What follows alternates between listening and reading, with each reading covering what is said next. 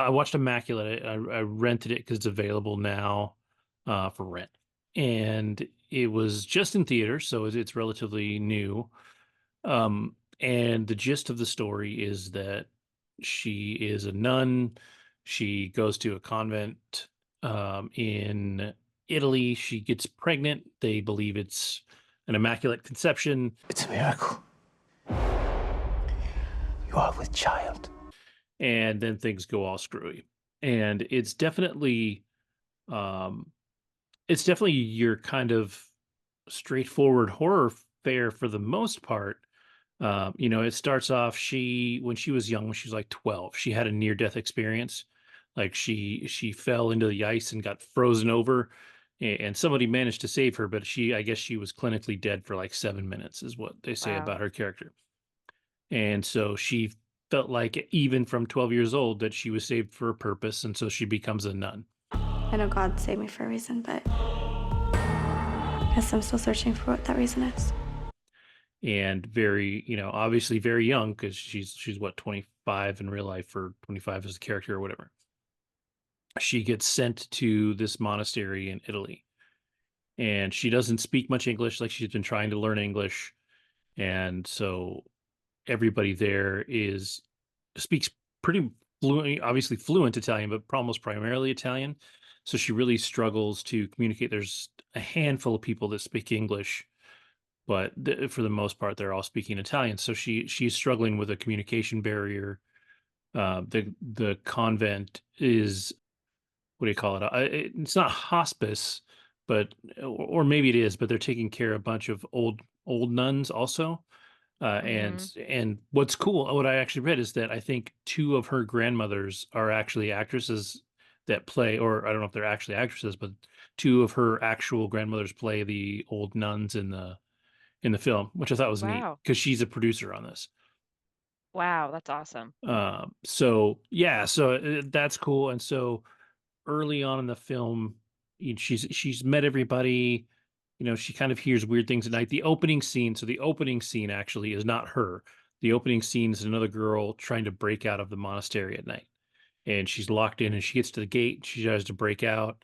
She is able to unlock the gate, but they grab her from the other side, pull her in, and I believe they bury her alive.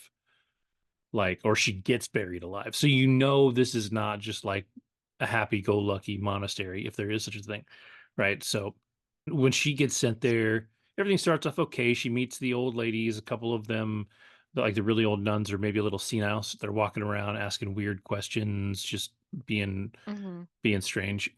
And she walks into, or she hears a sound in the middle of the night, and she goes into the chapel, and then kind of down below the chapel there's a room with a cross, and they got all the candles and everything. And there's one of the old lady nuns is completely face down on the ground, like full robes and everything, but her face is like flat on the ground. And so the girl is Sydney Sweeney's character, Cecilia. She goes over and she kind of tries to shake the lady and wake her up, and then when the lady rolls her head over, her face is covered by this red cloth, like, so her whole face is covered.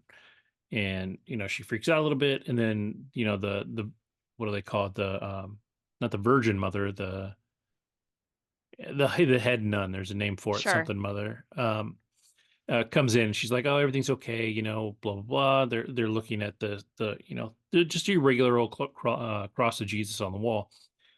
And she goes over and she opens this cabinet, and she takes out this stake, and they kind of realize that um this is like one of the stakes that was used on Jesus on the cross. So somehow they have this stake. And so when she touches it, she gets so overwhelmed just by the idea of it, she literally passes out. She has Mm. this nightmare that is very much her, feels like a Rosemary's Baby scene. If you've ever seen Rosemary's Baby, um, she wakes up, she's in her nightmare, she's surrounded by kind of faceless nuns. They all have cloths over their face, and they're holding her down, and they're doing something to her. And then she wakes up, and it's the next day. Uh, and this is when everything starts to go, starts to really steer towards horror for her. Hmm. Weird things starts happening. She starts seeing people, floating around in the background or in kind of in the shadows, and gets really freaked out. And she, after a couple of days, she starts getting sick every morning, throwing up. Then so they take her and they find out she's pregnant. And after they quiz her a lot just to make sure she's been chased and all that, they determined that they believe her and that she is immaculately conceived. And then really weird stuff starts to happen. Like they start to treat her like she's like an egg, like super fragile. She's not allowed to do anything anymore. She can't, go anywhere. And she starts really to realize that she is now a captive almost, like she can't leave. And I don't want to give too much more away, but the third act of this is definitely the best act. In the second act, you start to find out that there's a pretty significant twist in there that explains everything that's been happening and everything that's whatever. And it's not your traditional, you know it's not a possession tale, but it's not your traditional. I don't know if there's a traditional monastery horror, but like there's something else going on that you wouldn't expect to be going on. And then the third act is really bloody and scary, and kind of her trying to make her escape. And it ends in a super dark spot, and I thought was really good. But um what we were talking about right before we started talking about this is that apparently, I didn't know this, I've become a Sydney Sweeney fan. Um, she's really good in this, and one of the reasons that I think she's really good in this, and I like her less than anything but or anyone but you, which we'll talk about in a minute, is that she talks less. She actually she emotes really well. So, like, she actually portrays emotion a lot. Is I think part of it's because she's got big eyes, and she's got, Yeah. these features, but like she plays emotion well. So, I was talking about reality before we started recording. Reality is about Reality Winner, and she plays an actual character. And for a lot of it, she's super mellow. She doesn't talk a lot, but she does, again, express emotion in her face. Reality. What if I said that you printed out classified information? You know a lot more than what you're telling us at this point. I'm trying to deploy. I'm not trying to be a whistleblower. That's crazy. Now, why I'm here is to figure out the why behind this. Look, I'm here. Was there something that just pushed you over the edge on this? Euphoria, her emotions are all over the map, right? Like she's all over the place. So when she's able to do that, she really comes across really well, and I think she actually can do some of this stuff. The what I've come to find is like the way that she speaks. I don't know if it's an accent necessarily, or if it's just the way that she speaks, but I don't love it. Like she doesn't come across as intelligent as she probably could be, and it's not like it's a Boston accent. Like, I don't know what her accent is, but She's I from Oregon or from Washington. She's from the is she really? Northwest. Huh. Yeah, I'm pretty sure she's from like the Northwest. Yeah, and so, what I found is that the less she talks, the better she acts. Like, I think she could really benefit from a vocal coach, Yeah. because yeah, she's from Spokane, Washington. Yeah, Spokane. Yeah, Um, I knew some of so that's those. Eastern Washington, but Yeah, Northwest.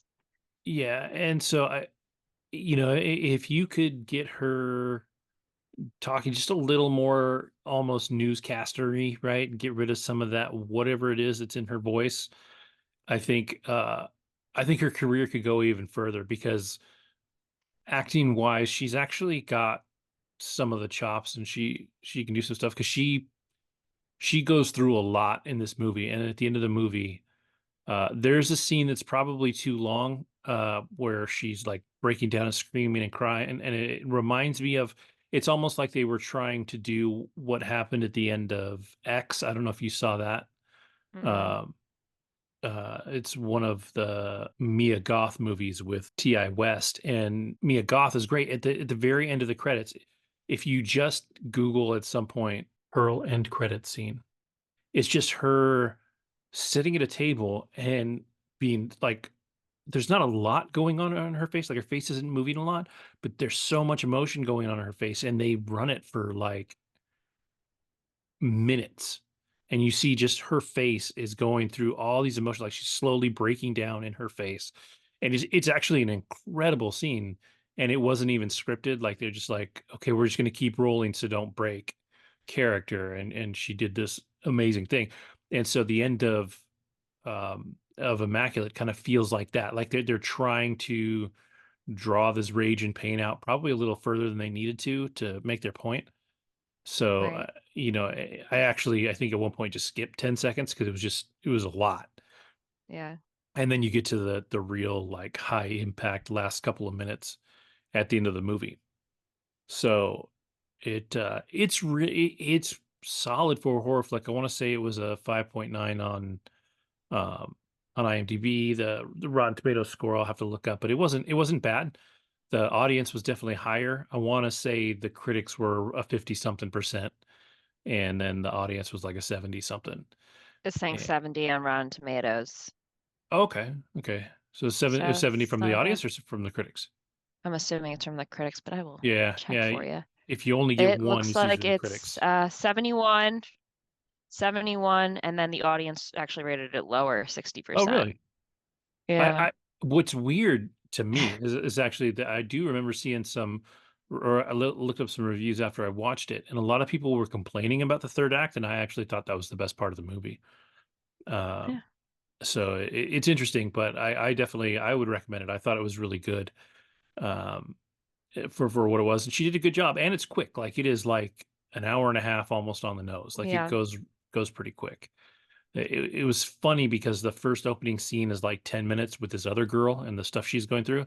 It may not even been that much, but then it felt like it kind of slowed down. Like the next 20-25 minutes felt like it took a long time, and then everything else kind of went pretty quick after that.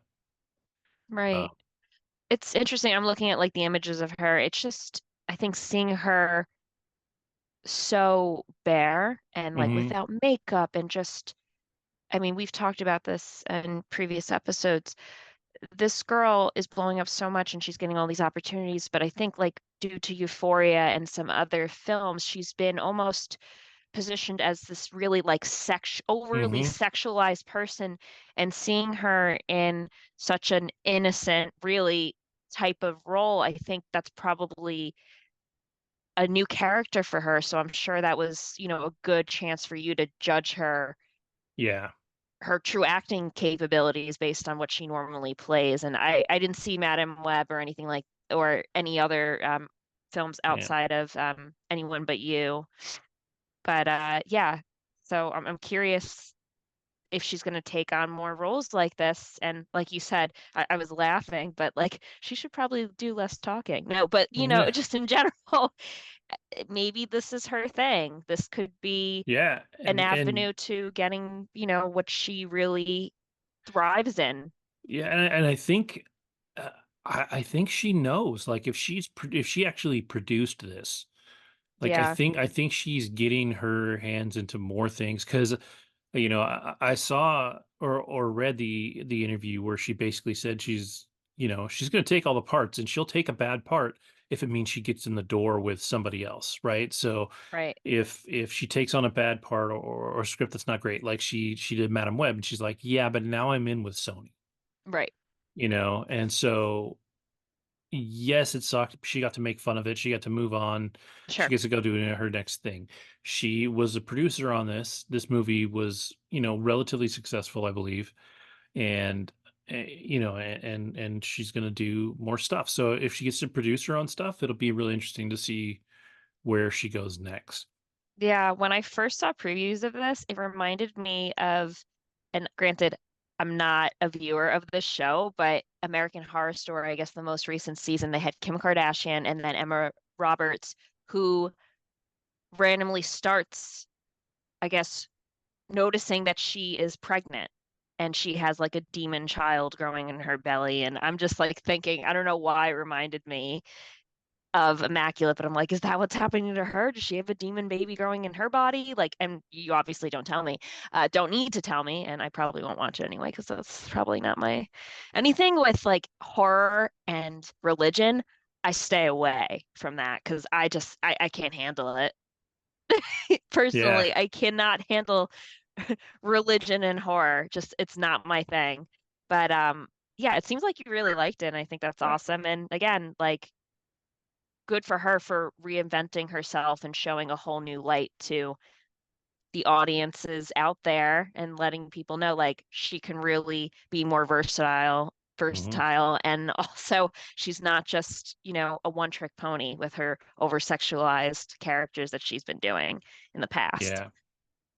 Yeah. I mean, I think 2023, I mean, this is technically 2024, but Sure, 2023 and early 2024 was a good year for her. I guess reality did come totally. out in 2023. So I mean, she did some stuff last year.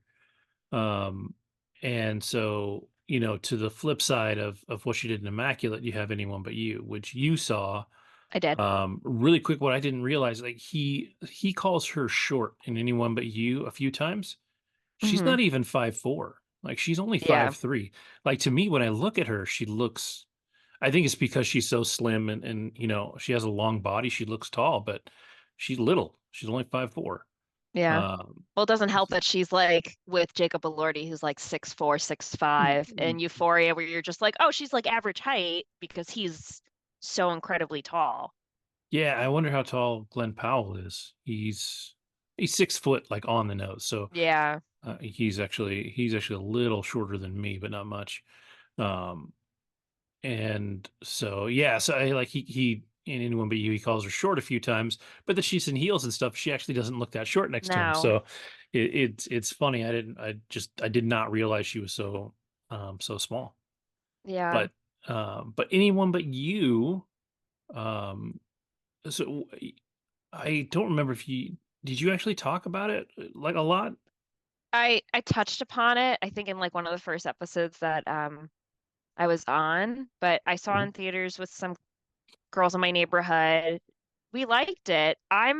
When it comes to anything rom-com, I'm 50-50. I either am like, this is lame, or okay, I'm willing to entertain this. This has, piqued my interest. And I think this definitely wavers more to the piqued my interest side.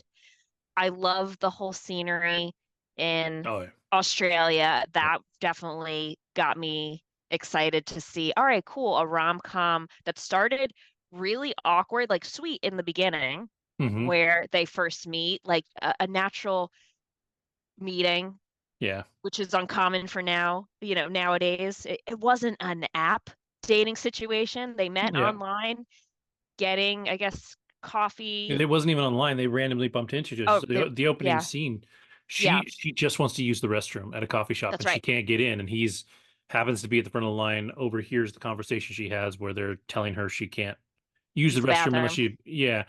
And she's like, well, did you know that it's the law? You have to let people, and they're just giving her shit. And so he pretends to be her husband. He's like, Right. honey, do you want your regular blah blah blah, whatever. Hi, where's your bathroom? It's for customers only. Oh, okay, I'll buy something. You gotta pay up there. I also kind of, well, no, I know that establishments that serve food or drink must be open to the public regardless of their purchasing class. Sorry, it's our policy. Store policy can't really supersede state law. Honey? About to order. Do you want your usual? My wife would like a double espresso, although you've had trouble sleeping lately, right, babe? Maybe we should back it off to a single. You kept the light on till like midnight last night. And she is part of the purchasing class, so can we get the bathroom key? And so they have their moment, and then they, for whatever reason, like she sneaks out afterwards because she's just freaked out. Like she's not, she's Used to this. nervous, right? And she sneaks out, and then she decides to try and go back because she, kind of realized maybe she made a mistake. Maybe this guy's okay. And as she's going back, um, his feelings are hurt because she snuck out, and he's talking to his friend. And to his friend, he says something like, "Oh, she wasn't that great, anyways." Blah blah. And she overhears that, So now they both have kind of misread the situation. And so Yeah, that's where all the animosity comes in for the rest of the film, right? right. Of them, not being able to get along.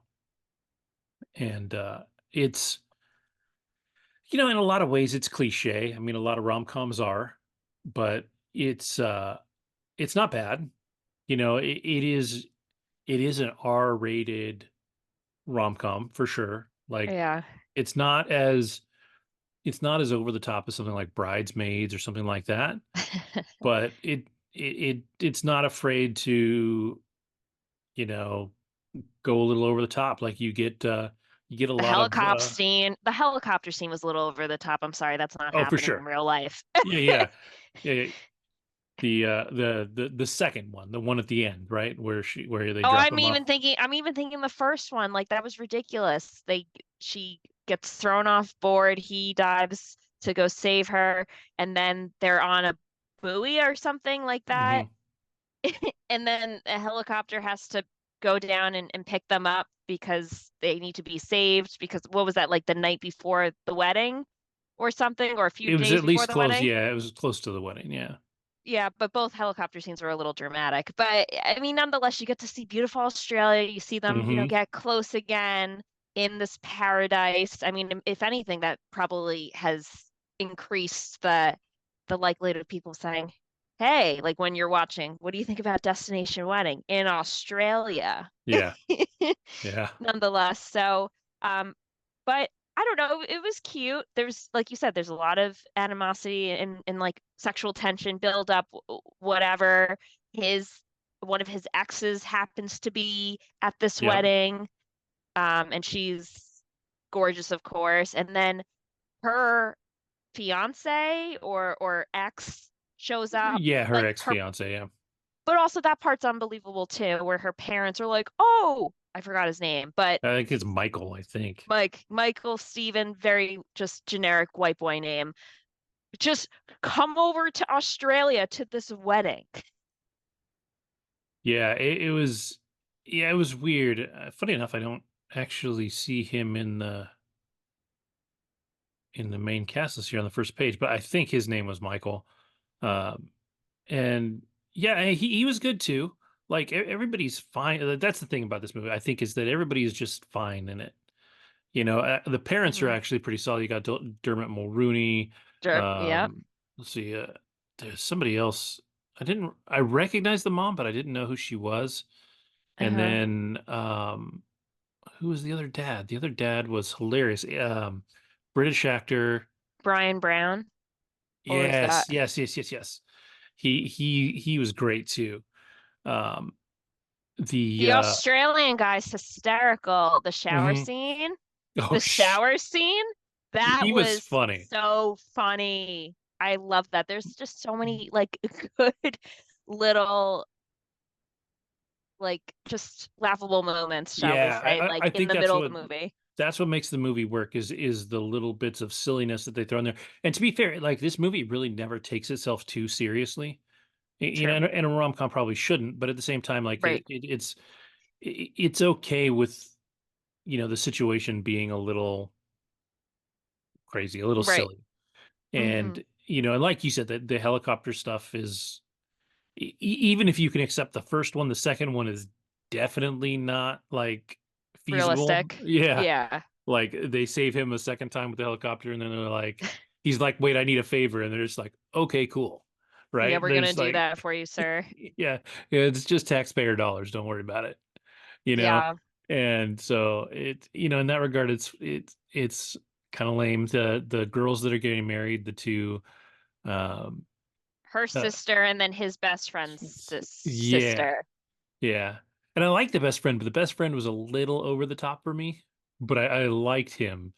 He was pretty good. But it's a fun movie. They had decent Hmm. chemistry. I know they're already looking to do another film together.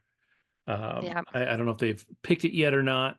But if they have some success for a few films, it'll kind of be like that McConaughey.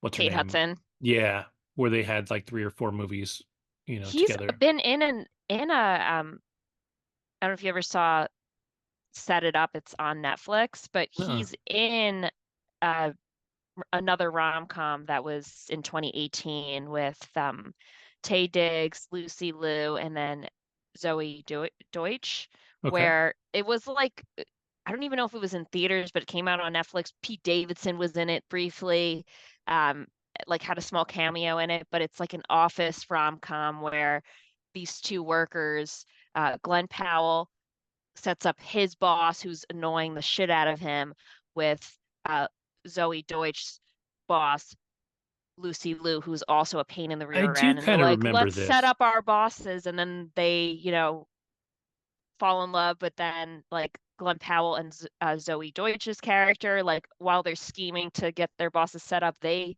fall for each other. So it's funny. That one was cute too, but I feel like a lot of people don't know about it. Um, Yeah, I feel like I remember seeing like a trailer for this, and it's funny because like just looking at this real quick, like he's kind of nerded up. Like he's not as like handsome and dreamboaty as he is now. Like his oh, he hair is glowed up for like, sure. yeah, he's and then even Zoe Deutsch, like she's like a little nerdy office girl. Like she's not Yeah. as like Hmm. fancy as she usually is. That's funny. Yeah, I kind of remember seeing this trailer, and I love Lucy Liu, so I'm like kind of surprised I never saw it, but I might Yeah, if you haven't seen it, watch it. It's cute I and might it's a check it quick out. watch too. Yeah. Yeah, it's very similar to Anyone But You, and just from a thematic standpoint, it is very similar.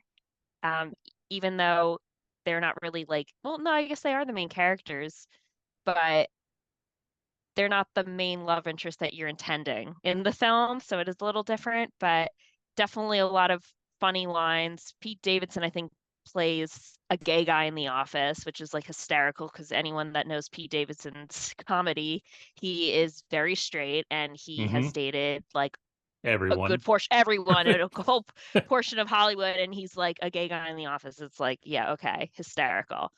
Um, but yeah, definitely, I think Glenn Powell is like now going to be like a go-to guy for rom-coms for sure, and Yeah, he he's might be. good. He did the funny pretty well. I was curious where his career was going to go because he kind of blew up in Top Gun Maverick. Yeah, Like he was in that he was very beefcakey and dreamboaty. And it's he's going to be funny. in Twisters too at the end of Yes. this year. Twisters is coming out. Yeah. Yeah. And then and they're talking about him being in the Running Man too, which will be interesting.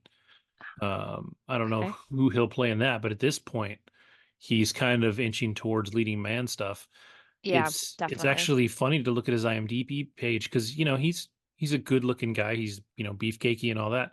He's actually done a lot of voice work in his career. Um, Interesting. yeah, like Rick and Morty, Robot Chicken. That's just one. But he was in the Jurassic World Camp Cretaceous animated series, which Yeah, I've seen all of because my kids loved it. He's nice. in the King Julian movies, which are spin-offs from Madagascar. Hmm. So yeah, I mean he's been around for sure.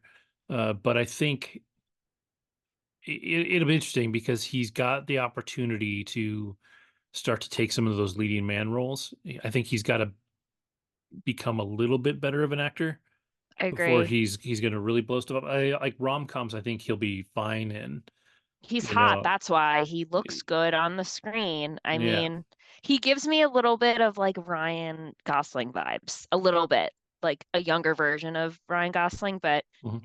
Ryan Gosling can freaking act in many Yeah, different genres. So hopefully he can make it to like Ryan Gosling status. But yeah. yeah, from like an aesthetic perspective, I mean, I'm not gonna like deny watching him in another movie Yeah, yeah, for he's a sure. handsome fellow, especially if he's going to run around in just shorts and not a shirt, Right, He's fit. exactly. So, He's beyond fit. But yeah, that's good to know. And clearly it worked in this film mhm. between the two of them and their dynamic. Uh, when she hosted SNL a couple weeks ago, which I might have mentioned, I thought she didn't do a great job, but in the intro or her monologue, and she's like, "Oh, and let's cut to my husband," and he was in the audience. She's like, "No, no, no, no, that's not my husband." Yeah. as a But running joke, but it's definitely kind of setting the stage for their future films together, films together. oh, I saw something that said that she, like, again, this is one of those things where I think she's a lot smarter than people are giving her credit for, because Hmm. she knew that people were kind of wondering if there was something more going on between them during filming, She and joked about it. she leaned into it. Like Totally did. she was happy to let people believe that if it sold more scripts, like, or sold more tickets. And I was like, that's like devious and brilliant. Like that's smart. If you know you've got this thing you can use, then you use it. Could be like And a Lady Gaga and Bradley Cooper thing, possibly yeah. as well. Who knows? But no, she's engaged to, I think, like a famous restaurant mogul or something like that, or someone that works within like hospitality. Hmm. Yeah. So yeah, it'll be interesting. I think these two, I actually, it's so weird to say, but she's probably the better actor of the two right now. I actually Um, agree, and I'm like really sad to say that. yeah, exactly. But he's got potential. Like I think uh he could be like a Bradley Cooper. Like if you think about Yeah. Bradley Cooper, when Bradley Cooper started, he was an Alias. He was the kind of the side character on a bunch of stuff. Like he wasn't the main guy. And then at Mm-hmm. some point, something shifted for him, and he is like he's a leading man now. You put Bradley Cooper in something because his name is out front. 100%. And he's directing now. He directed Maestro. Um, Okay. but not I didn't like that movie, but the whole point is like he's incredibly bright. I mean, if Hmm. you've heard him interviewed, the guy is so bright and he's got a vision and he's been in a lot of films now where you're like, okay, this guy has talent. And I mean, I think Silver Linings Playbook was like the beginning of seeing that he's going to make a huge impact in Hollywood. So, yeah, I mean, hopefully Glenn Powell is another one that can prove us wrong or, Yeah. be able to uh, take on more projects that are not, hot guy status Yeah. or just showing his abs. So, but yeah, I mean, in the meantime, I'm just going to enjoy watching him. But until then, yeah. So Yeah. we'll see how that goes. But yeah, I'm glad you liked. Did you watch it with your wife or did you watch it No, alone or? I just watched it just to see it because I was curious enough about it.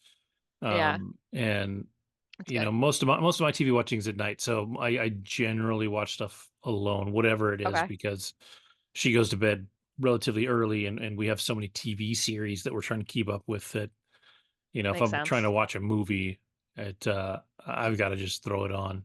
And then if it's Yeah, something she wanted to watch, we'll try and catch it on a weekend or something. But um, I watch a lot of stuff in the evenings, so makes sense. yeah.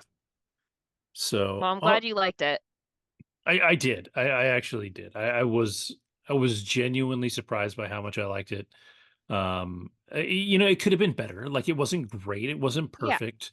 It's certainly a flawed movie, but like you said, like every now and then when something maybe in the times that it was starting to not go great, you had something pop in like the Australian dude in the shower, which was ridiculous. Right. And that guy, I when was he's naked and dead. gives them a hug, like, Yeah, it's like, so hello. funny. Was not expecting that one. Yeah, so yeah, it definitely has its really great moments that keep it going. So it's a fun one if nothing else, and I think it was the budget was 25 million and made 200 something million, which in a lot of Perfect. cases people are like, oh, that's not a lot of money, but you got to remember number one, the genre, number two, I mean, making 10 times what your budget was, that's a Yeah, success. I agree. So they did really well. So I think both of them are going to play off of this again. I think, like you said, their chemistry together was solid, and Mm-hmm. I'll be curious about the next rom com they do. I'll watch them make them until they make a bad one, you know. So For we'll sure. see how they go there. 100%. I want to talk about the show that I'm watching right now, which Okay. I really like, and I don't think enough people know about it. It's called A Gentleman in Moscow. It's with Ewan McGregor, and I just started watching it the beginning of last week on Paramount Plus slash Showtime, and it's based on a book that was Hmm. written in 2016 by Amar Tolls, and it's about post-revolutionary Russia where the aristocracy was taken down by, I want to say rebels, but essentially the country in many respects. And from there, they become a communist Russia where it goes from, you know, the Romanov dynasty to Lenin taking over shortly after. And the main character is Count Alexander Rostov, who is, part of that aristocratic nobility status. And he was living in France and he comes back a few years later in the early 1920s once all of this political turmoil has, been unleashed into Russia. And he arrives in Moscow and he realizes that like his home is like no longer livable. So he goes to live in this grand hotel in the middle of Moscow.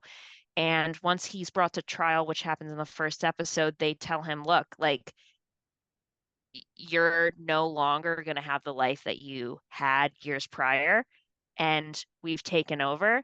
So your choice is to either basically we're going to kill you, or you can stay in Moscow at this grand hotel where you've been staying under house arrest for the rest of your life. Oh, wow. And so at this point, he's like, okay, I'm going to take option B, house arrest in this grand hotel for the rest of my life.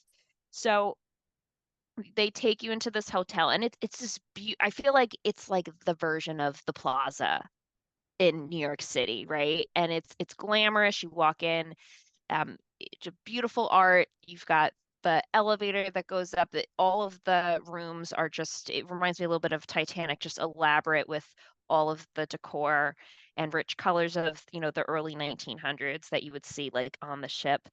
And he initially has all these beautiful things because he is of that aristocratic, class that he once belonged to. And they said, look, you can't have any of these things anymore. But the government officials at that point tell him, look, you can keep like a small amount of things, and then we have to sell the rest of it back to Russia. And he says, okay, fine. And then they tell him, you have to move out of your beautifully decorated room, and we'll give you a place to sleep in the attic where, like, all the way up in the top of the hotel where servants used to live back, I guess, decades prior. So they take him to his room, and he's very witty, um, Alexander Rostov, and he's like, oh, it's a bit comfortable. And you see, like, he opens the door, and it's like very breezy, and the bed is like not stable at all. He's like, oh, I'll make do. Just he's so humble and just hilarious actually too. And he has this like massive mustache. And I heard him interview because, of course, like when I start watching something, I want to hear interviews. And he's like, no, they wanted to put like a fake mustache on me. And he's like, I grew out my own mustache. So if you see pictures of what he looks like, you can tell it's him, but with a massive like Russian mustache. Yeah. And initially, he's got like the little curls on the side. But yeah, he lives in this hotel and he's pretty much sheltered from the rest of the world, but he builds this world within the hotel for himself to learn about what's going on outside of the hotel property and walls and such. And he becomes friendly with the staff, the seamstress on staff, the waiters, people that work at the bar in the orchestra or in the band, the pianist. And then a 9-year-old girl by the name of Nina, who he befriends, who's there. She's a bureaucrat's daughter, she's around like 9 or 10 years old, and she happens to have a locket that turns into a key, which unlocks all the rooms in the hotel. So Oh, they're able to like spy and listen to some of the, gossip and very important political conversations at the time. And each episode it skips to a couple years down the line, and I'm on episode it just finished. Every Friday there's been a new episode that's been released, but it's now like 15, 16 years that he's been at this hotel. And at this point, Nina's grown. And in episode 4, Nina gets married and her husband gets imprisoned and gets sent to Siberia. And she, at that point, has a daughter, and her family's gone, everyone's gone, and she has no other choice but realizes the only person that she trusts with her daughter is Alexander Rostov, which is Ewan McGregor's character. So at that time, he is working. As the years go on, he's just a guest, and then he's like, no, I need to do more than this. He befriends and has like an intimate relationship with this famous actress who comes into the hotel. So while all this political turmoil is happening in the country, the hotel stays grand as is. And he's really not in tune with just the political turmoil that's going on outside. Life is still grand for him. So he ends up, having relations with this famous actress, Anna, and he decides like, I'm going to make use of myself living here the rest of my life. I might as well be a waiter. So he becomes a waiter at the hotel restaurant. And over time, people from across the globe are visiting Russia. And he gets to meet all these diplomats and people from all over the world. And going back to episode 4 at the end, um, Nina, the little girl from the first 2 episodes, she comes back like from college and from school, and you see her get older each episode. And at that point, she then has a daughter, husband is imprisoned. Nina goes to Siberia and she leaves her daughter, who's maybe around like 8, 9, 10 years old, around the age of when she first met Alexander Rostov as a child. And she leaves her daughter with Alexander. And he's like, I've never raised a kid before. But this man is so kind-hearted and well cultured and well respected by everyone in the hotel, and he takes on this task of like raising this child as his own. And it's just really a beautiful story about a guy who's really put in a predicament of, hey, we're going to kill you unless you live in this hotel, but yet he's able to make such strong bonds with those that are either just passing through or regular guests. And even this regular guest that had such an impact on her life that she wants to leave her daughter with him instead of giving her daughter to the Russian government or an orphanage. She doesn't trust them. So she leaves the daughter with him. And I have a feeling like they're going to end up, I mean, I don't, we have like 3 more episodes to go, but um, I know that the daughter ends up growing up, and I believe they end up escaping the hotel together at some point. So that's going to be interesting. Uh, but yeah, the book blew up. It's a bestseller. Yeah, yeah. I had a friend of mine in one of my groups, she read it. She said she didn't like it, but I'm actually really liking the series now where I'm like, I think I want to read the book. There are some scenes that are a bit slow, particularly in the second and third episode, but once Nina returns as an adult and drops off her daughter, I'm like, this is getting interesting. And this coming full circle too. But Yeah. it's just showing that this guy has a true purpose. And in like the first episode, he meets a former prince who he was very close with in, a former life when he was in that aristocratic noble world. And he tells him, and he says, never forget who you are. They can take your name and they can take your clothes and everything else, but you're still you. So don't forget your past. And I think this holds a lot of truth to it, because even though he is no longer of that noble status, he's still this very well cultured man, so much so that the staff at the hotel leans on him for things.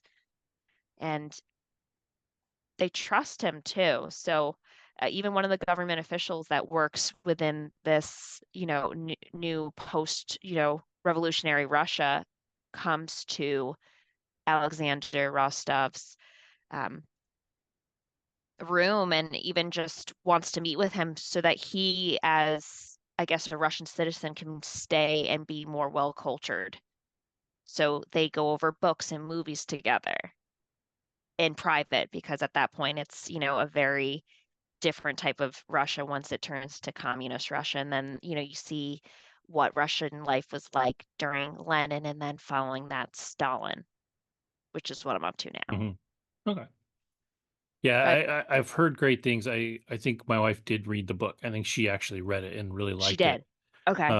So I feel like once I remember that it's on, like when I'm going through stuff to watch it, once I remember that it's there, I'm sure I'll end up watching it.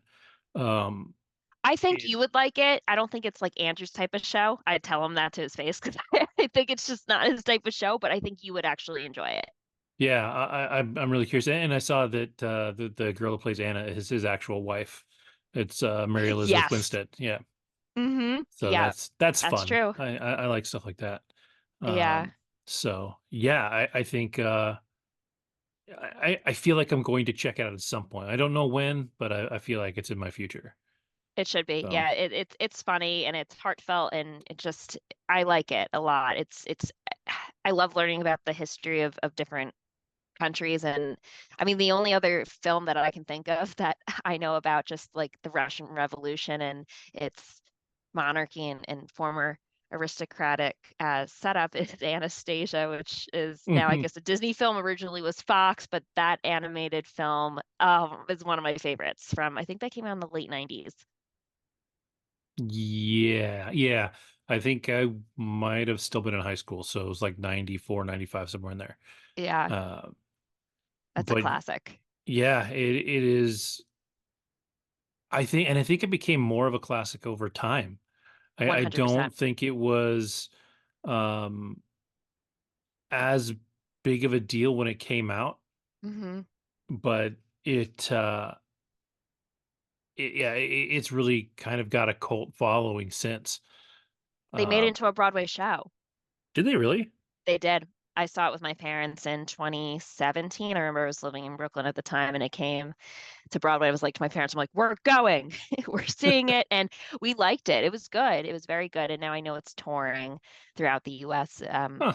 But yeah, it was on Broadway for maybe a year, if that long. Wasn't like a long time, but I thought they did a really nice job with it. And I think now that Disney, I'm pretty sure, bought the rights to it at some point because Yeah, Disney yeah, I just think I buys the remember world. seeing well, yeah, because Yeah. when they took over the studio, I think I remember seeing something where they're like Anastasia's now technically a Disney princess She's a because Disney princess. It's like, but she yeah, doesn't feel like a Disney princess. But okay, Disney, that's because you bought yeah, them out. Sure, we'll give you rights. yeah. But Anastasia's awesome because that cast. Do you know who's in that cast? I did, but I don't remember anymore. It's been so long. The cast is stellar. It's Meg Ryan, John Okay. Cusack, Christopher Lloyd as Rasputin, Angela Lansbury. Then you've got Kelsey Grammer. He's in it too. Bernadette Oh, I love Peters, Bernadette Peters. J.K. Simmons. Like, I mean, this cast is Oh shit. top notch. It's That's so crazy. top notch. Yeah. And then you've got young people that like were Yeah. nobody. Then you got Kirsten Dunst who was still on her And way Lacey up. Chabert. Yeah, Lacey played her Chabert. singing voice. Yeah. hmm Wow. Yeah, it's amazing. Yeah, it's such a good movie. Funny It's enough, one of like my favorite. I'm pretty sure I saw it in the theater with my like girlfriend at the time because I was in high school. Yeah. But I'm almost positive I saw it in the theater. And yeah, it was a good flick. And then you got Hank Azaria as Bartok. Hank Azaria is hmm he was he's awesome. So yeah, that's a hell of a cast. Yeah. Oh So just some Russian history for you, but yeah.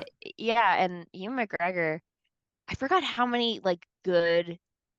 I feel like he was really big in the early 2000s, Hmm. and he's been in a few things here and there, but this is good, and I think like not that Showtime isn't great, but it's not something like Netflix or Prime or Apple TV where something big it blows up, but hopefully it gets more attention because I think they're doing a really good job of just putting this out there, at least so far. And when I saw previews of it, I was like, all right, I gotta check this out. It looks interesting. And I think Showtime is trying because you've got this, which I know is doing really well, but they also had Yellow Jackets, which I haven't seen was it, but pretty I know popular. I've heard of it. Yeah.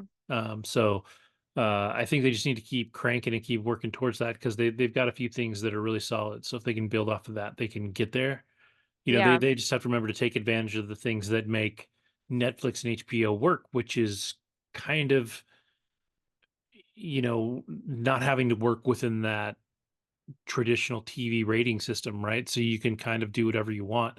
It's really Hmm. interesting because I haven't finished it and I'm waiting for Andrew to really talk about it. But Shogun is technically an FX series, but Oh, because okay. they've been doing it for streaming, it's not rated. Like there's language, there's nudity, there's violence, like it's everything that Game of Thrones had, um, but it's produced by FX and it's excellent. So I feel like these shows, once you take away the limitations of rating, it's not that Hmm. they necessarily have to do it or they have to be over the top or they have to be, Right. X, Y, and Z, but at the same time, they're not limited either. They can throw in that one scene that would go too far for television that is like a glue to making it a better show. And like Yellow Jackets is friggin' bonkers. Like that show would never make it on just national television. So for it being um on Showtime is a real benefit for That's that. how I found out about Fellow Travelers on Showtime. Okay. That's the one about the lavender scare that I spoke about a couple months ago. It had in it um, Matt Oh yeah, Bomber, yeah. and Jonathan Bailey. That and Allison Williams. That was really great too. I guess I was just getting a lot of ads. I don't know where I was getting ads, but I was like, all right, I want to watch this. I guess I'm going to download Showtime. And then I was like, all right, I guess I'm keeping Showtime. And then that's how I found out about a gentleman in Moscow. So I think they like slowly release series too. It's not like a bunch of series. They'll do like a series, and then like every couple of months they'll be like, and here's a new big series that we're doing. Yeah, and I think too, I think it's going to be really beneficial that they're putting Paramount Plus and Showtime together. I Yeah, think definitely. that benefits both of them because now they're bringing these two things that maybe don't have enough content to be great together, so that now you have more content that's good in one place, and so it's gonna benefit both of them, I think. 100%. So, well, all right. Well, speaking of Netflix, well, everything I've watched now is on Netflix, but um, I I'll talk about Baby Reindeer Okay. first because I think this is a show that a lot of people are talking about right now. It's doing really well. It's getting good reviews, and it's a really, really, really interesting story that is like super engrossing. And so the story is it's about this comedian. Well, he's a comedian now, or at least was trying to be a comedian back then, and he was kind of failing as a comedian, wasn't doing really well, so he got a job as a bartender. This woman comes in one day, orders can't really order a drink. She sits down at the bar, but she doesn't have the money, so he offers to pay for her drink, which is just a Diet Coke. She says she's a lawyer. She starts making up the story. He knows it's not true, but like he bites on it. Uh, and she's like overweight and frumpy. He's not a particularly handsome guy either. Let's just be clear about that. Um, it's not like he's, Glenn Powell and this is like some like totally woman Right. coming in. Like he's a goofy looking dude. And but she starts to flirt with him. And one of the things that I think really makes this show work is that the actor it's narrated by him and he's explaining the story because the story is true. So to some degree, everything that happened in this series is true. Some things are he's taken liberties with. He doesn't use the real character's name. What Mm. I think is really interesting is he will not give out her real name to anybody. So in the show Baby Reindeer, her name is Martha. Whoever Hmm. Martha is in real life, he has not revealed her true Yeah, identity. he is not, Yeah.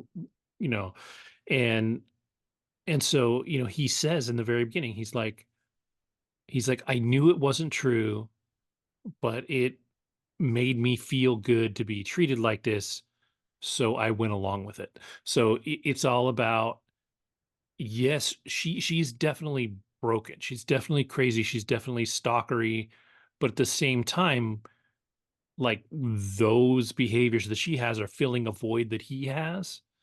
Mm. And so he feeds it for too long. And it turns out that she's crazy. She stalked a bunch of people. Like she stalked people before. She was a lawyer, but she got fired because she was stalking somebody at her firm, I think it was. Yikes. And it's just like, it's certainly like it's a very toxic like show.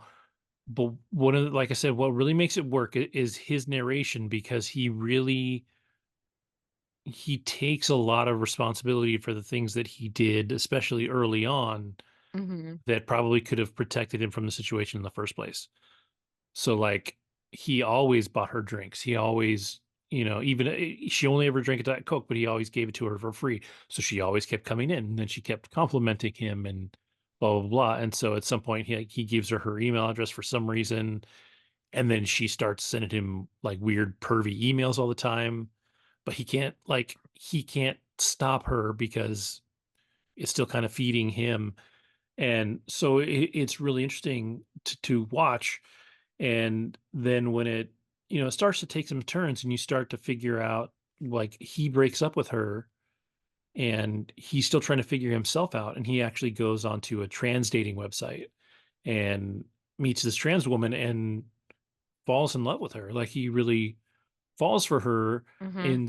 In the process of explaining that, you come to find out that when he moved to um, wherever this town is in the UK to make it as a comedian and a Hmm. writer, um, he fell in with this man who was a writer on some show Hmm. that started giving him drugs while he was taking him under his wing, and got him into more and more and more drugs, and ultimately sexually assaulted him.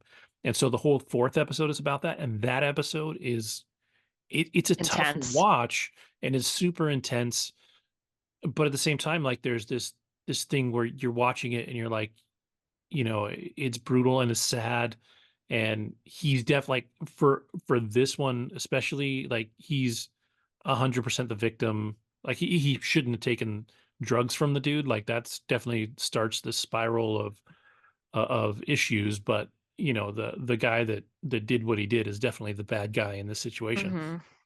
And it's it's hard. It just like any other movie, it's hard to see sexual assault on screen. I think you don't often see it, Hmm. like, man on man sexual assault in movies very Not as often. much. Yeah. I think And it's becoming more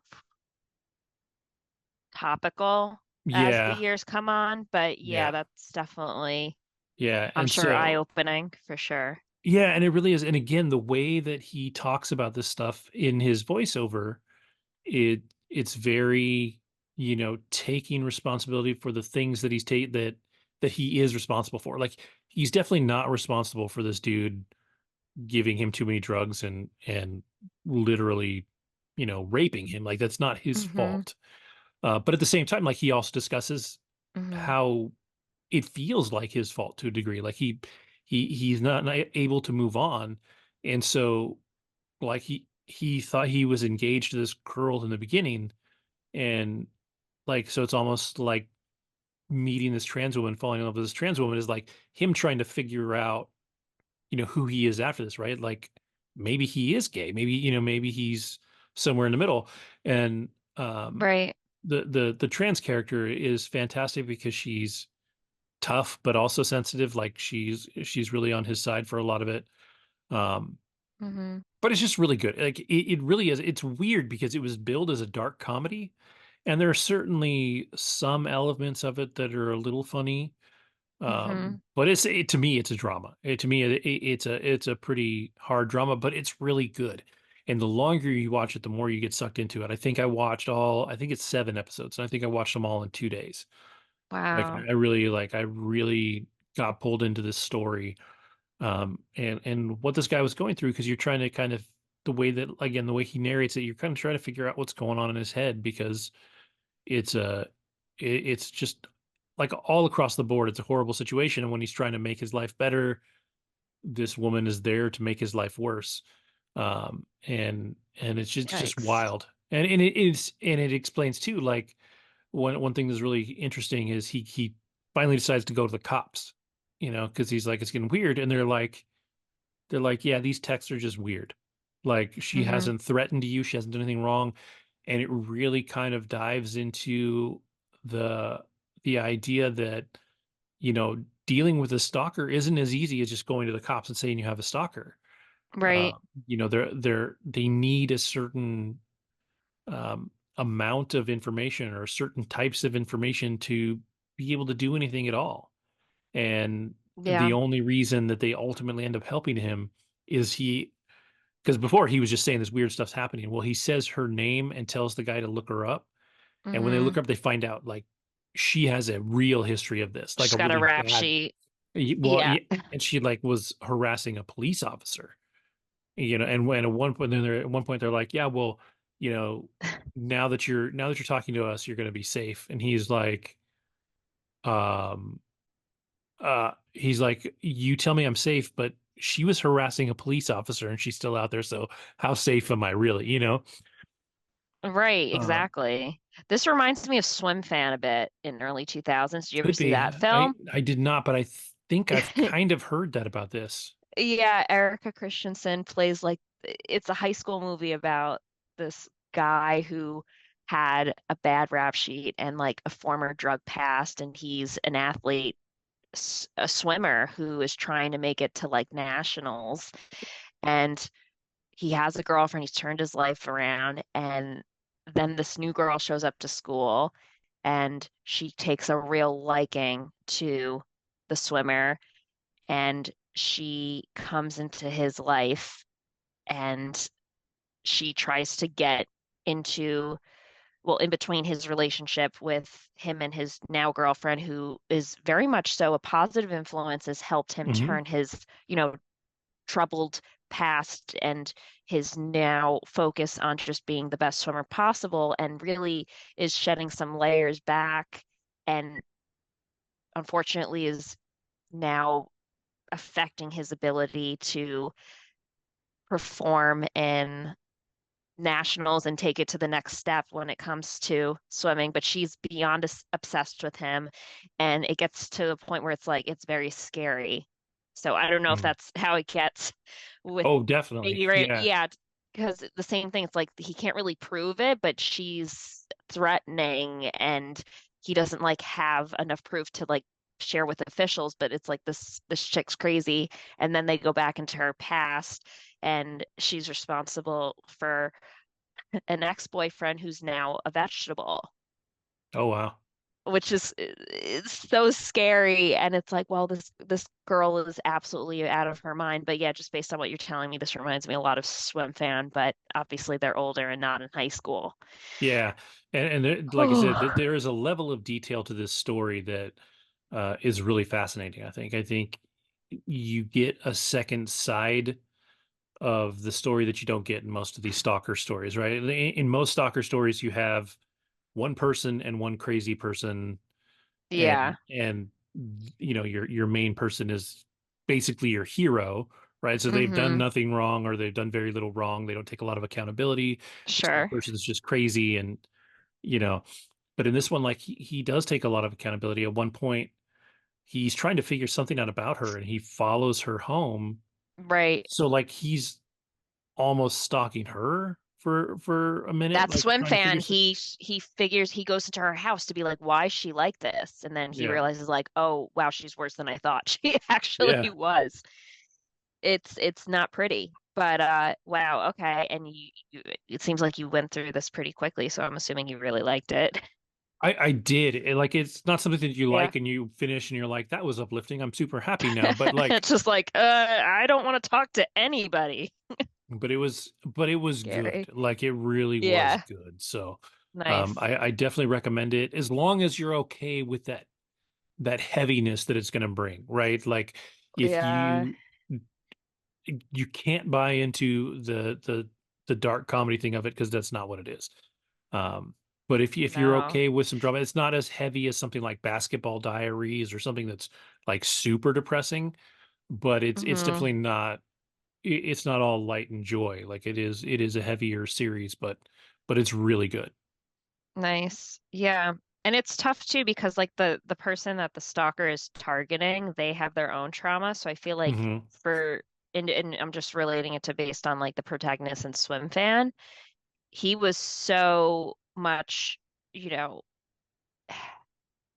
in his own head based on like his past where he felt like bringing this up and potentially, and I don't know if he ends up having relations with the stalker, but that's what happens actually in Swim Fan, where Hmm. he gets seduced by the stalker at the beginning, even though he has a girlfriend, and that's like the worst thing for him because she ends up like then targeting him even further, and it's so toxic and scary because it's like this guy has really made a breakthrough with his life, which it sounds like the protagonist in this show has too. Like he's moved, past the drugs, and then unfortunately, this one person is like causing them to retrogress Hmm. in some respects. So that's really, yeah, that's really tough. But I'm sure it sounds. I mean, it shows 100% in Rotten Tomatoes right now. That Baby Reindeer. Yeah, yeah, it did really, really well.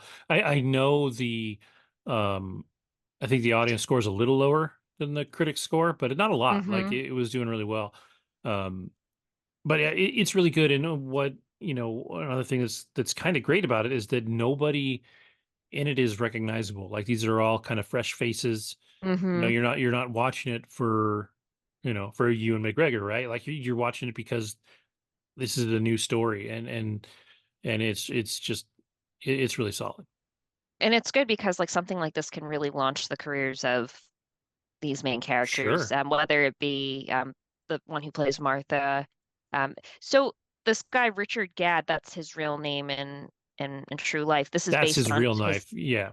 yeah. Yeah, it's So it's his based on story. his actual story. Interesting. And you said a comedian I don't know if he is now or if he's just a writer. Like or definitely just a in writer? in the show, like he was doing stage, like he was doing stage comedy, and Mm, really struggling with it, especially after the things that he went through. sure. Um, but yeah, I don't know what he's doing with his career now.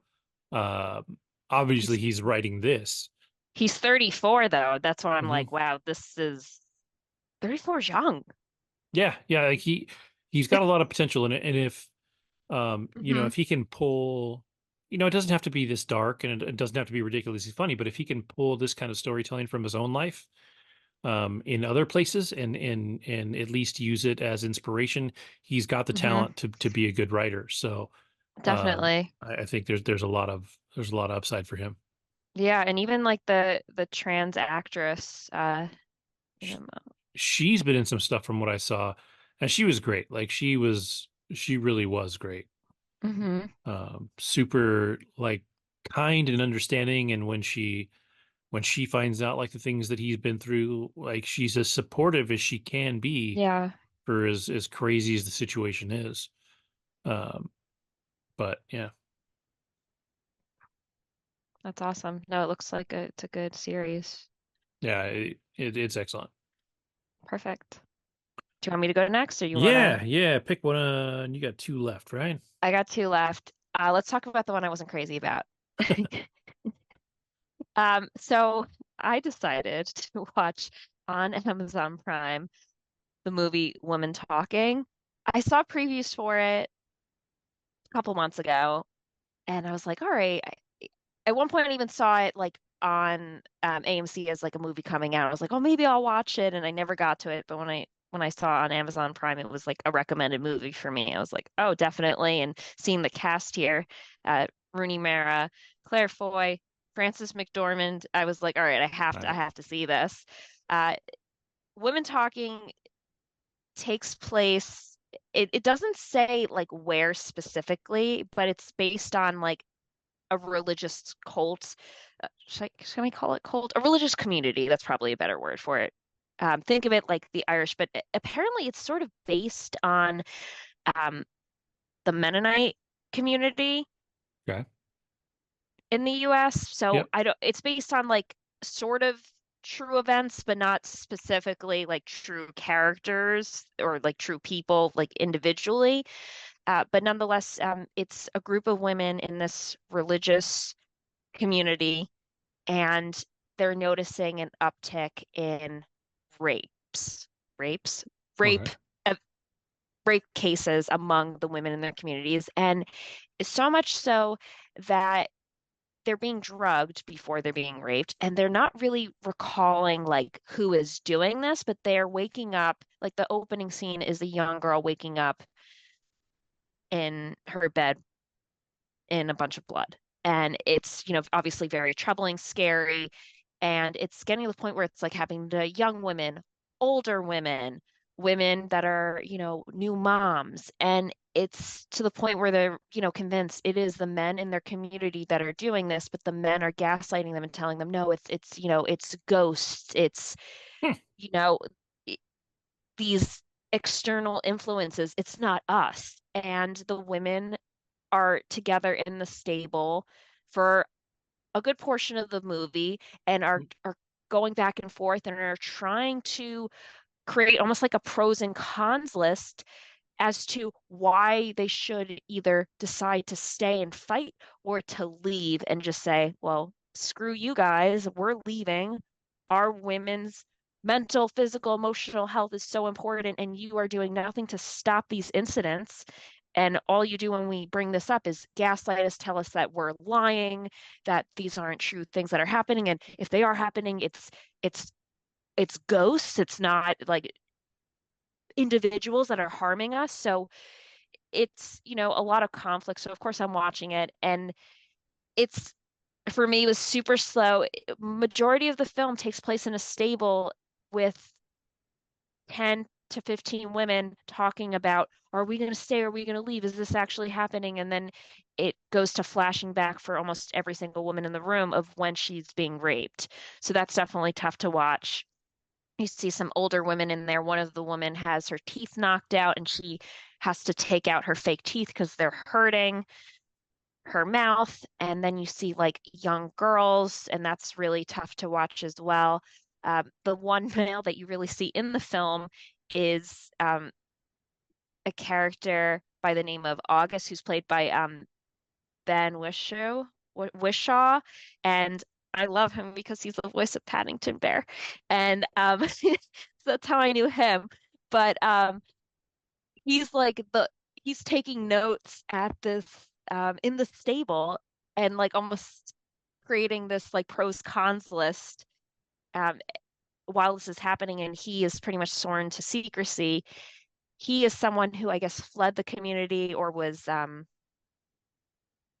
kicked out at some point. I don't remember why, but he's brought back to this meeting, and he's sort of like sworn to secrecy with everything going on, and he's very much so aware of what's happening, and he is in favor of the women, sticking up for each other and leaving at this point. And he takes the lead on, I'll, be here and stay here no matter what you guys decide to, cover for you guys, which is, nice to have that like male alliance in the film. So some very strong, opinionated characters.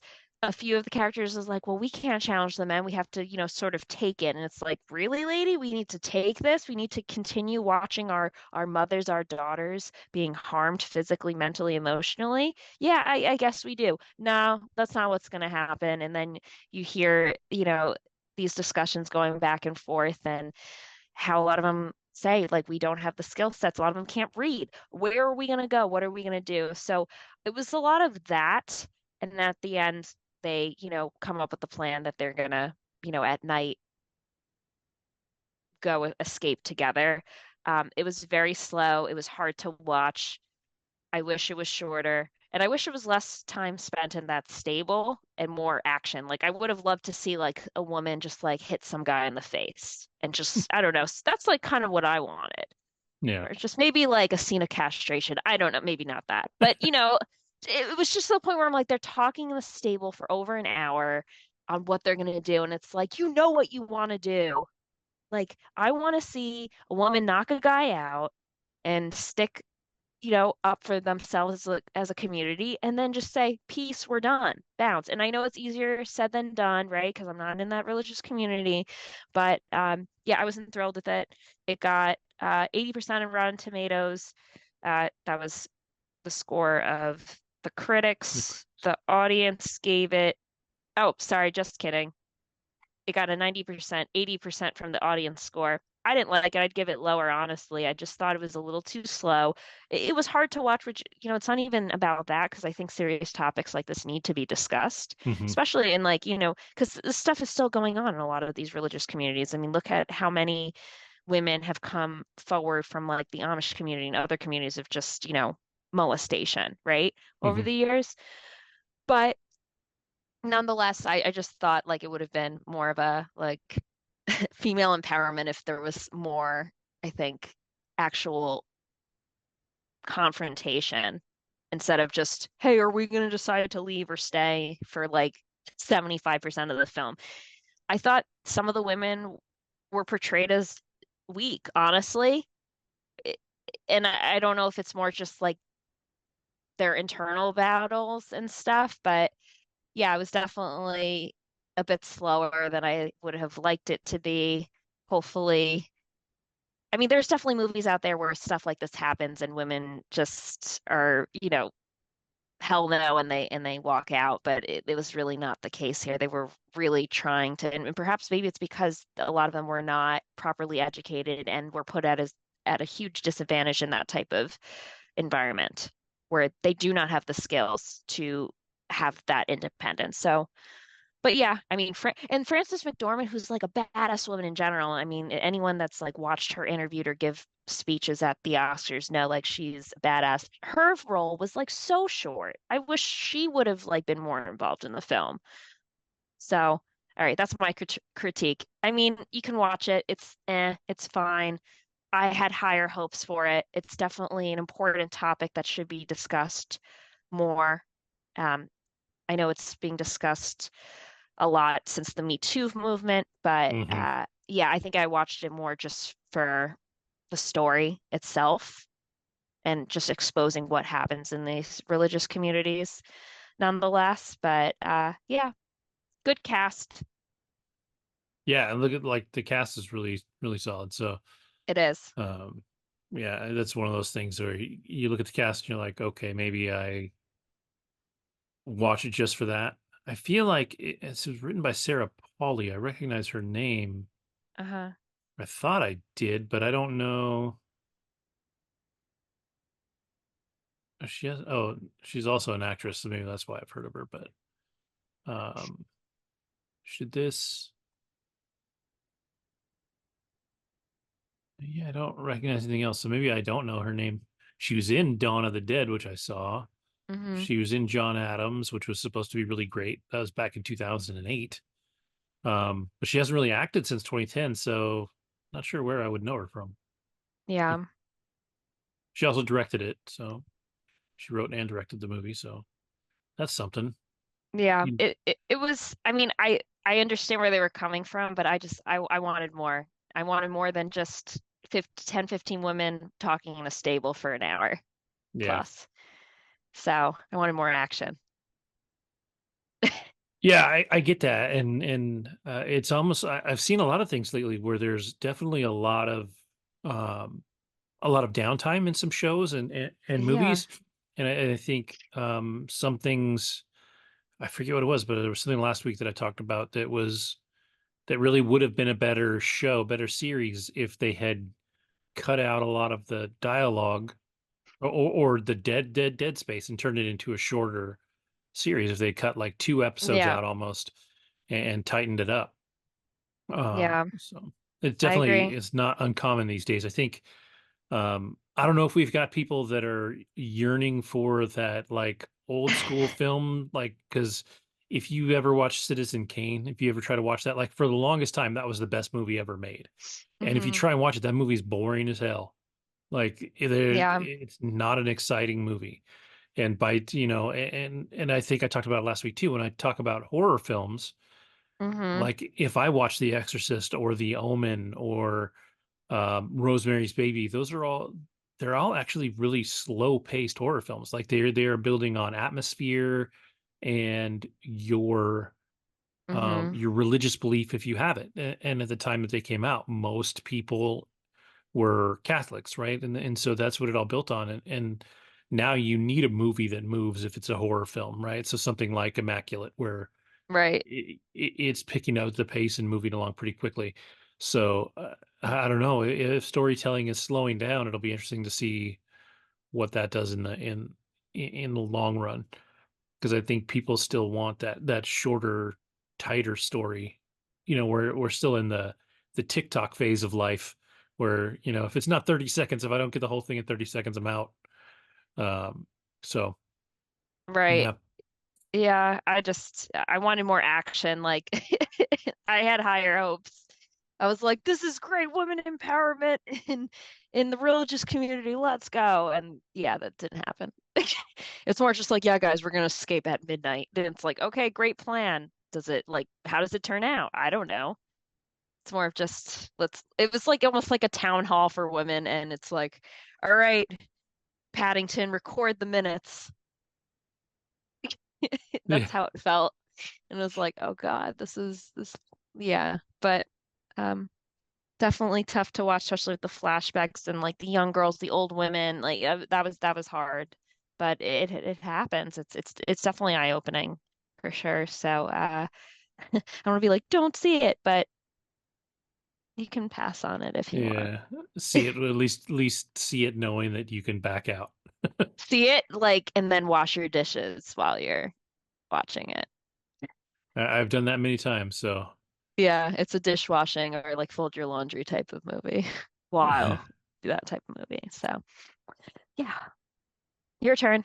All right, all right. Well, the last thing that I've got is it's on Netflix also. Uh, I got bit by the algorithm bug. It definitely pushed this into my face, and I went ahead and watched it. Um, but it's called What Jennifer Did, and it's the story of a girl named Jennifer Pan in a small town in Canada, and she calls the cops one night. Both of her parents have been assaulted or potentially murdered. And ultimately, her mom is killed in this assault, but her dad survives. And, she is interviewed, and this is true crime. So this isn't a reenactment or anything. This is all the actual tapes. This is by the same people that did the documentary early this year, late last year, about the the girl that got kidnapped that got returned. I don't know if you remember that one, and it was like the real life Gone Girl is what they called it, and it was this whole thing over in California.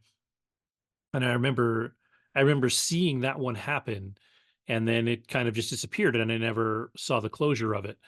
And from what I saw back when it happened was that it really was a Gone Girl thing. Like this couple faked this thing, and they were trying for whatever.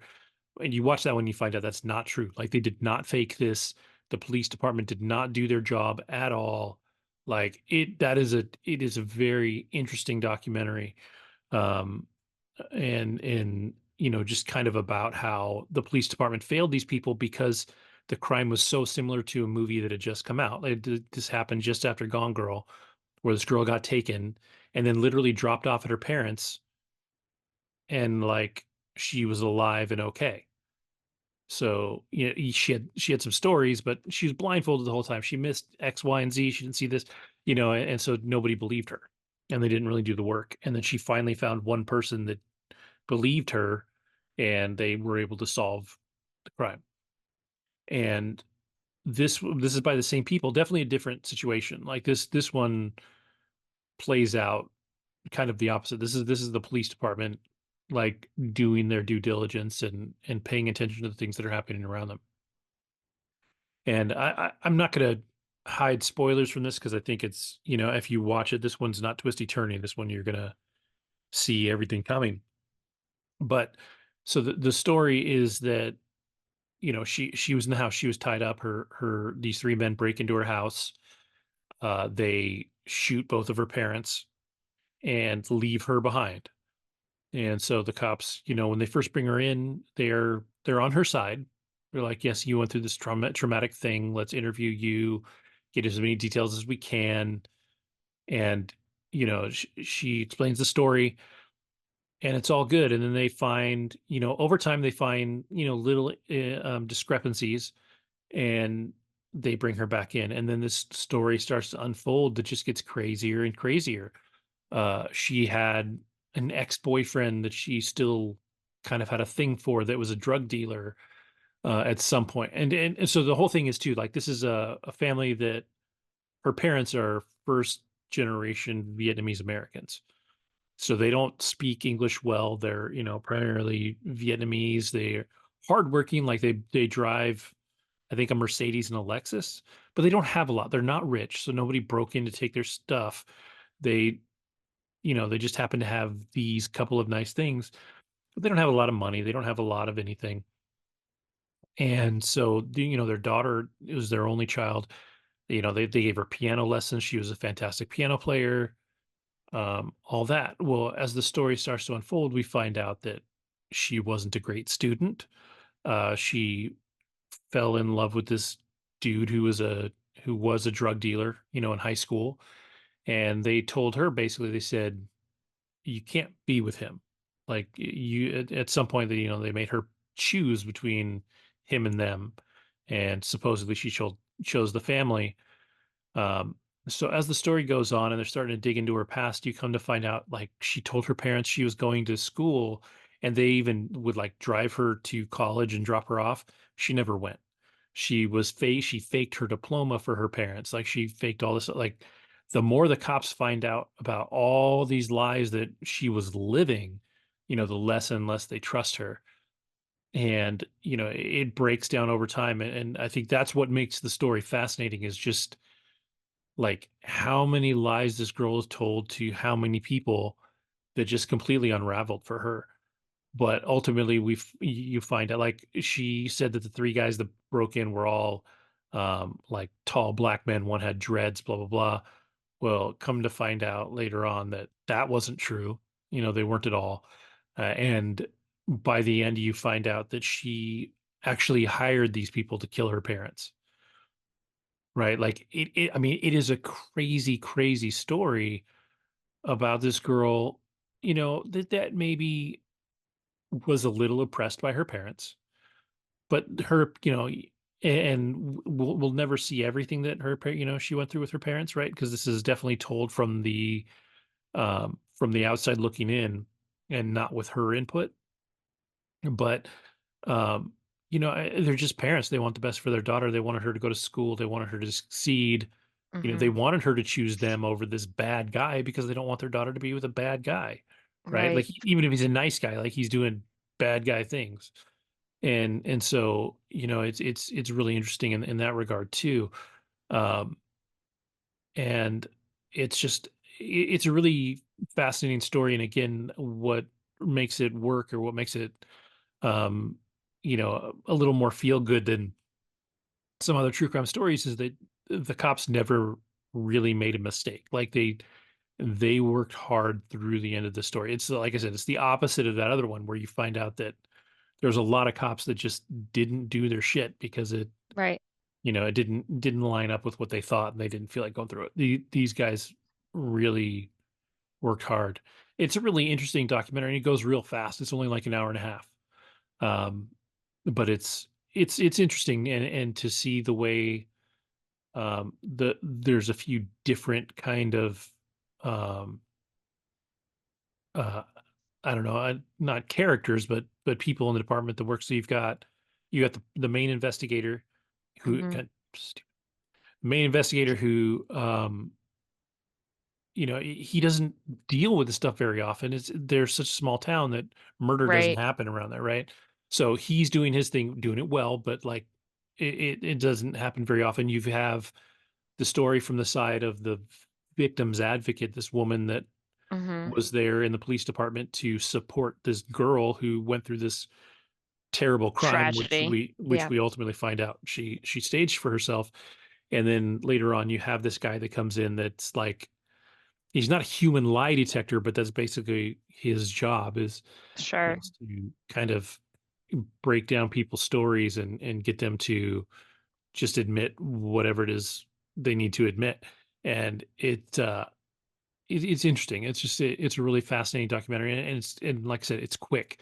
So it was kind of like what you said. I watched it while I was doing the dishes and prepping dinner and things like that. So um because it's not action packed, you don't have to look up the whole time. You get a lot just from listening. So a great thing to have on when you're doing, you know, other stuff. Stuff. Yeah.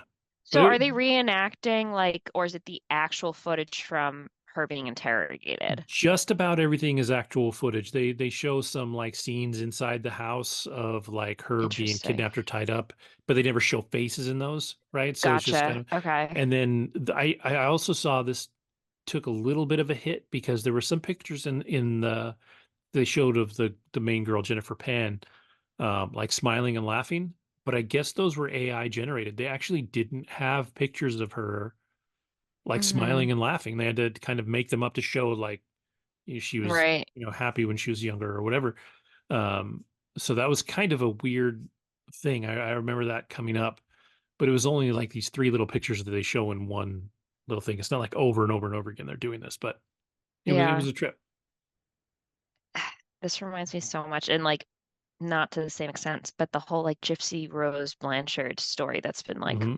popping up. Granted, that's Munchausen syndrome Yeah. by proxy, but it's like, and granted, I don't know how deep they went into like her relationship with her parents, but like her mom was straight up evil, Gypsy Rose. Yeah. Yeah. That one I like that one I Oof. watched and I'm like, that girl, she did the right thing. Like that was crazy. That's another like level, but it's also just like a whole psychoanalysis of like what happens to people like when they're parented by individuals who I think are harmful. But then again, I don't know how you watched it. I didn't watch it. How harmful were these parents on this girl, or is this girl just psychologically really struggling and is not, up on reality where she's like, no, I should be with the drug dealer, or just I don't know. Yeah, I mean, everyone. there's definitely a level of obsession that she has with being with this guy that he doesn't necessarily have. Um, like Mhm. it certainly paints her as the villain in this one. Doesn't mean it is, doesn't mean her parents are perfect, but you Yeah, know, for the purpose of this story and the way this documentary plays out, she's definitely the villain, and they're you know right. the caring Yeah, parents that wanted their daughter to succeed. So right. Uh, that's tragic. yeah, Yeah. it's interesting, but it's because it's kind of all told from the police side of it and the interview side of it and all that. It's not it's not a hard watch like something Hmm. related to that could be, but it's definitely you're just like as it goes down, you're like, oh damn, like things get weirder and weirder and weirder as it goes. Yeah, no, it sounds like it. And how old is she when they pass and when this all Well, her happens? dad, that's the thing is her dad doesn't. Oh, her dad. That's Her right. You dad said he survives. survives. And so that's when things take their biggest turn is when he comes out of his coma after being shot in the head and he's coherent. And, Oh my he God. like, so that's Can one of you the things they say. imagine? I'm Oh, like a complete side note, but like as a father being like your own kid tried to kill you and then finding that out after the fact, like what does he do the rest of his life? Like that's its own trauma of its own. Like that poor yeah. man. Yeah. He was granted a full, like, no Like contact restraining order after this, right? Like, and deservedly so. yeah. Oh my goodness. And hopefully she's behind bars. Hopefully. Yeah. Yeah. At least for now. I saw something where they're appealing right now. So, like, everybody involved, because it was actually, you definitely you had the people that committed the crime, but the boyfriend that she was trying to be with was part of it, even though he didn't necessarily Sure. commit any crime. He was part of the conspiracy. And Mm-hmm. so, yeah, it's definitely interesting in that regard too. Um, but yeah, it's absolutely wild. And I finished it and I was like, shit, I have 4 kids. I was like, I'm so screwed. It's like Gosh. I was like, somebody's gonna kill me. So No, it's yeah. Uh, that's horrible. yeah, Oh, yikes. yeah, it And was. also it's just like even and you said this takes place like in like a small town in Canada. They're not Mhm. well equipped, the police out there to handle like domestic probably issues, let alone like, oh hey, Yeah, murder. yeah, and on top of that too, like uh, Hmm. they were fortunate because Jennifer Pan is a fluent English speaker, but like they Hmm. didn't have to deal with interviewing the parents a lot until later because they had a big, you know, language barrier because they are, you know, Vietnamese, yeah. Vietnamese and learned English. So Gosh. Yeah, that's super hard. yeah, Ugh.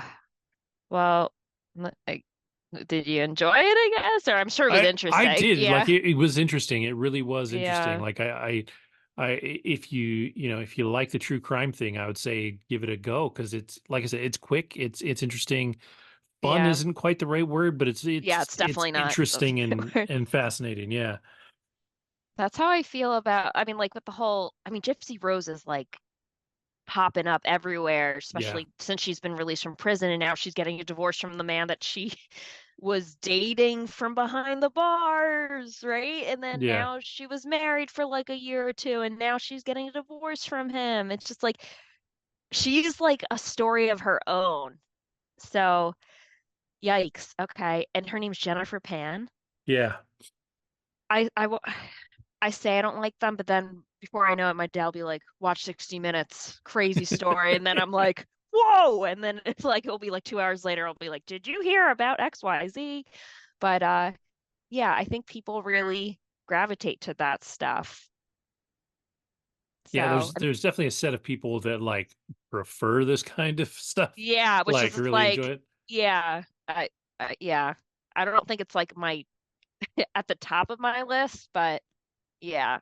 Okay, well that's good to, and I feel like Netflix is really just starting to dip into some of these Yeah. like murder, true crime type of stuff more recently too. So, Yeah. but yeah. I'll wrap things up and put a bow on tonight's conversation with Chevalier? Chevalier? I think it's Chevalier, I would Cheval. think. I mean, like the French way is Chevalier, but like I don't Yeah. know what they're how they're pronouncing it when they're, plugging the movie. But anyhow, I saw it late spring, early summer 2023 with my cousin, and it's a period piece about a man who immigrates to France, or I don't know if he is traditionally French, but it's based on a true story of this incredibly talented Frenchman who is black, and his father, who is a plantation owner, has his son who he had, I guess they say like illegitimately with a black woman from the plantation. And his son is a creative musical genius when it comes to the violin. He enrolls him in Paris at like a leading preparatory school where he learns fencing, the arts, everything under the sun, and is able to elevate his skills as a violinist to the point where once he reaches adulthood, he catches the eye of Marie Antoinette, who then appoints him Chevalier, Chevalier, Chevalier. Let's go with the French one because it sounds better. And therefore, he is now pretty much a knight and elevated to like the lowest level of nobility in that class during this time of the 1800s. And it's very good. The music is fantastic, as you can imagine. Joseph is the name of the protagonist, and he goes head to head with Mozart in like the beginning of the film once he reaches adulthood. And he like totally schools him, and Mozart's like, oh, this is gonna be like a mockery, like, haha, black man playing a violin, like we've never seen that before. And he totally crushes it, sort of like when Eminem in 8 Mile takes the mic. That's sort of like that what happens when they go head to head on the violin. It's like, okay, he just schooled you. And he then starts performing at different balls and parties and gets to rub elbows with some famous people, one of them being Minnie Driver's character. And uh, at that point, he becomes like very close friends with Marie Antoinette, who's played by Lucy Boynton, who is in Bohemian Rhapsody. She plays Mary, Freddie Mercury's wife. And as he's rising and making a name for himself in Paris at the time, this is when, the French Revolution starts and there's a lot of political anarchy happening. And he wants to then put together an opera to fund the French Revolution. And at this point, like, initially, like Marie Antoinette's like, nah, I don't want you to like get involved in that stuff. You're my friend, just keep performing and doing, the parties. He's like, no, I want to be like some very famous composers and put together an opera and such. And he ends up meeting this girl, Marie Josephine, who is a vocalist, and he hears her voice at like a ball, and he's like, I want you to be the star of my opera. She originally is like interested and intrigued by his work, and she's married to like a much older man who's a part of, I guess, a major political party, and he's like, I don't want you associating with a black man. He ends up going away like on some travels, and him and the vocalist fall in love, get intimate. She ends up getting pregnant, and at that point, she's like, I don't know if it's my husband's or yours. And he's put in this predicament because he's turned away and shunned by Marie Antoinette, saying you are not to put together this funded musical opera because it obviously opposes her as the monarchy. And he's like, I'm going to do this. This is like my dream to be well known to all of France. And the vocalist obviously has to stop speaking with him. And then they find out that she ends up having his baby when he comes out, and he's black. And his mother, he sees after decades of not seeing his own mother, and she lives with him. And yeah, a lot of people are after this guy, and he's like, I'm gonna withstand, the racism that I'm experiencing as a black man in high society, and I'm gonna challenge the monarchy and the society to let them know, like, I'm talented as hell and I belong here, and I'm going to put on this opera and have the same opportunity as everyone else here. And yeah, it's a good story. It's based on a true events, and this guy was real. Joseph Bologna. I can't pronounce his last name. French, scary. But yeah, he's French Caribbean. Very well done. I liked it. I was entertained from start to finish. I think the cast, like as you say, like if you want to see good acting in a cast, this is phenomenal. Yeah, period pieces for me. I mean, I love history, but this definitely was a solid one for sure. In terms of just like ratings for this particular movie, it looks like they got a 77 on Rotten Tomatoes, and that is from the critics, 97 from the audience. So that's a bit of a range, but I liked it a lot. I thought it was good. Like I said, there was a lot of action. If you like fencing, they show him fencing in the beginning and how well he does. And I mean, this guy, his father believes in him. They're like, my son, he's black, but I know like he is something special, and I'm going to bring him to like the top school and convince whoever I can to put him in here. And initially, like when you see him as a child, they're like, you're going to face like a lot of adversity like coming here. And he's like, yep, I know that, and I don't care.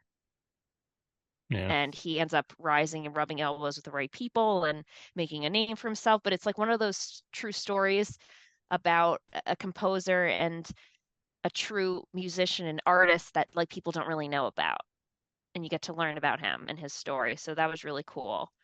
I do highly recommend it if you're looking for something that's, takes you back in history and you want to listen to some good music. Why Yeah, not put on Chevalier? And I think this kid might be on the rise. Like Yeah. he, and I don't know Cyrano back in 2021 with um, Peter Dinklage. He was in that, but more recently, he was BB King and Elvis. I'm a huge Mm-hmm. BB King fan. I love BB King. So I haven't watched Elvis, but that almost makes me more interested in knowing BB King isn't it than anything else. And then he just did the TV series Genius, who I forget who put that out, but it's about Martin Luther King. He actually plays Martin Luther King. Um, so he's Mm-hmm. definitely. Oh, and he's the voice of Mufasa in the upcoming live action Lion King. Like I mean, he's not hurting for work. Yeah. He looks Kelvin Harrison Jr. relatively young, born in '94, so he's 30. Yeah. And I mean, looking at this, it looks like he can play a little younger. Um, Mm-hmm. but yeah, he seems like he's going to have a nice little start to his career here. For sure. I liked it. I when I saw it in previews, I was like, all right, this is something that I definitely take interest in. And I'm gonna plug.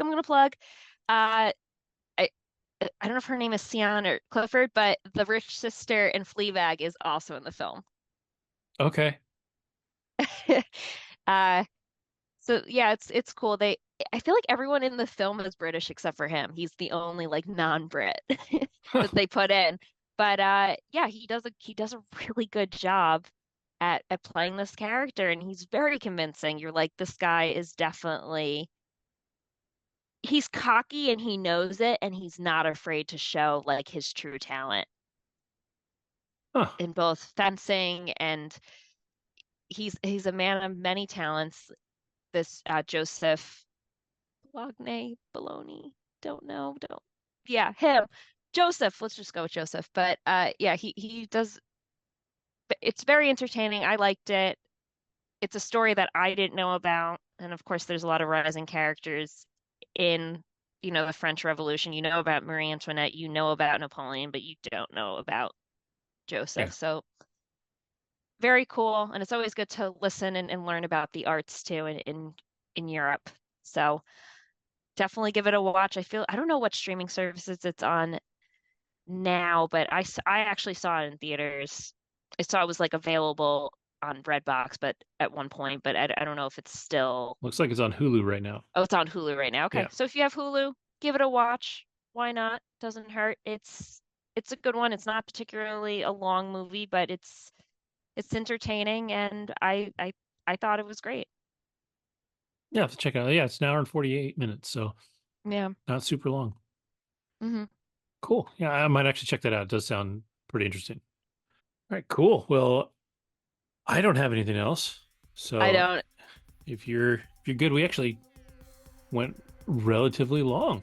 I wasn't Yeah. sure, but we did good, and I think it was a good one. So, um, yeah, I think Andrew might be out next week. Also, I'm not sure 100%, but he might be out next week. So if you're around, it'll just be the two of us, but we'll go from there. And I'm if he's seeing back, then Challengers on Tuesday, so I'm excited. yeah, I'm very curious about that. Yeah, I'm Um, looking forward to it. It's my next event with that movie event with the girls. I'm like, we're seeing Challengers. I don't care. Zendaya. Yeah, there's something else that I was gonna watch. I can't remember. I've got to look at my list of stuff and figure out. It's a new month, so halfway through the week, a bunch of new stuff will drop on all the streaming services too. So For sure. we'll take a look at that. But cool. Well, with that, then I will say thank you to everybody for watching. Thank you for listening. Have a great week, and we'll see you next time.